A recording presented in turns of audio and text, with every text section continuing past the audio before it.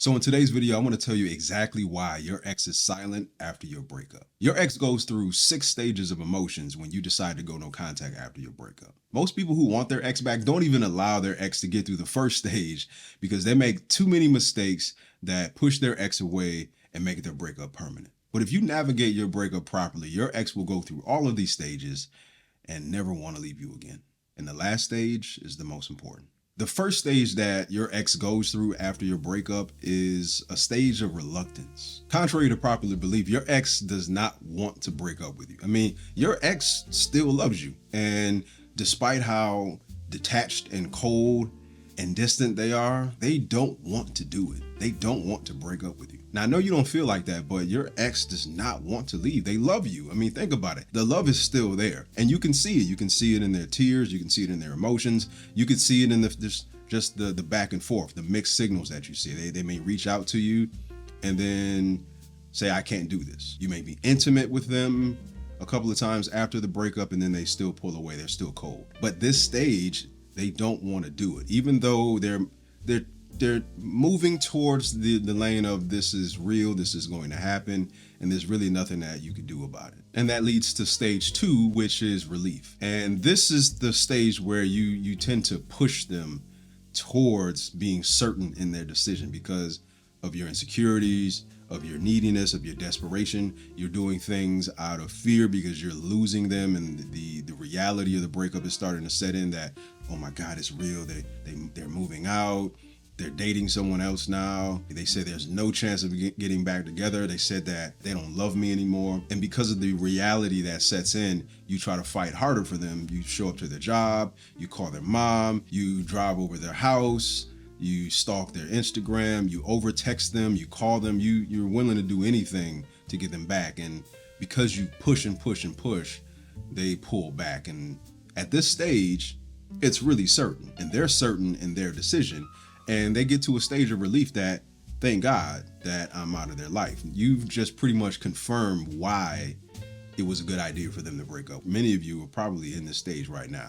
Your ex is happy that you're gone because you probably decided to go no contact and you stop calling them, stop texting them because you realize it's not getting you anywhere. You realize that it's just pushing them away. And any more that you do is going to solidify them never coming back. There's a tiny part of you that realizes, I know they still love me, but you know what? Let me pull back. Let me find another way to do this. And then you go scouring the internet in search of answers. Meanwhile, your ex is relieved. They're single. They're in a relationship. They're dating someone. They are out of your life. And as badly as this stings for you, for them, they're happy. They're relieved. So right now, your ex is silent. You may be blocked. So you're in no contact. You're not reaching out to them, and they damn sure are not reaching out to you, which leads to stage 3. Now, after your silence, whether it's days, weeks, months, whatever it is, this is the longest time that you haven't communicated with them, that you haven't texted them.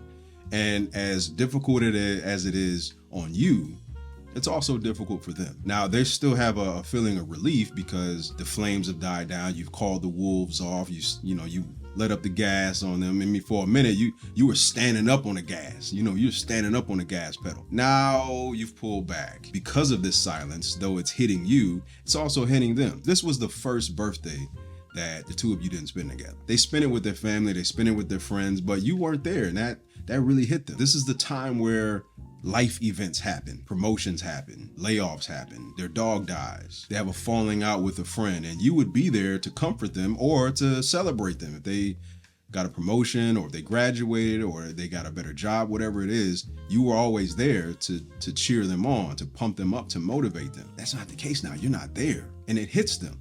Though they are relieved still, that relief is starting to diminish and reality is starting to set in. They decide to go on a vacation with their friends or their family, or they take a solo vacation. They will say, damn, I'm having a great time, but they wish you were there. They wish you were there with them. Though it's fun, you're not there, and it hits them. The reality is setting in. I always say that when people decide to break up with you, they don't have an idea of what it's like because, again, the breakup brings the flames. It's a lot of pressure on their end to decide to leave. They're making a life decision. Some people can approach getting a new job or leaving a job or transferring schools or major financial decisions in their life, they approach that with a lot less pressure than they do a breakup or divorce. So when they decide to act on that decision to leave, they're only acting in the moment. They're making an emotionally based decision, meaning they're dissatisfied with the relationship, things are unpleasant, they're frustrated, they don't feel enough, they don't feel the affection, they don't get the attention, whatever it is. There's so many arguments that are always happening. The two of you aren't intimate anymore. The spark has died. Whatever the reason is, these are all emotionally charged situations. So they're making decisions based upon that pressure. When they make that decision, it's based upon, for the majority, it's based upon getting out of the heat. It's, let me get my ass up out the kitchen. It's hot. So when they get up out of the kitchen, they realize, okay, now the heat's off, but I really didn't know what it would be like when I moved into this room. I had no idea what this room would be like. I had an idea, but now the reality of being out of the kitchen is setting in, and I'm not really sure if I like it too much, which leads us to stage 4, which is regret. Because the space creates mystery and curiosity and doubt and uncertainty and fear as well. They don't know what you're up to. They don't know if you met someone else. They don't know if you moved on for good, because space and absence does a lot of things. Space is fundamental to seduction. Things that are detached, it causes us to become curious, and the next step after curiosity is usually fear. We fear things that are shrouded in darkness, and your attention is shrouded in darkness. But because of this space that you've given your ex, they now have the space and the time to come face to face with their decision. They start to realize and look back at the relationship as a whole to say they really were a great person. They really were a great partner. Things got off track. I do miss them, because now they have the contrast of seeing what the single life is like, and it's not as great as they envisioned it. Again, their entire decision was based upon getting out of the heat. But now they're in the cold and they don't like that. Maybe I kind of just went a little bit too far. They're really a great person. They're really a good partner. Now that they have a chance to see a good sample size of what's out there waiting for them in the single life, being with you wasn't too bad. This was the person I was going to marry. This was the person that we were married. The plan was to get out of the heat. My life will be better. I'll move on to something bigger and better and brighter. That didn't happen. So now they're at the stage of regret, and it hits them hard. What did it cost? Everything. They expected you to be around in some capacity, and I discussed this in a lot of other videos, but they approach it from the position of, well, I can get them back at any time. You removed that option from them. And now when you take the control away, it makes them powerless. It makes them helpless, because they had the power. They had the leverage to say, well, I can get them back at any time.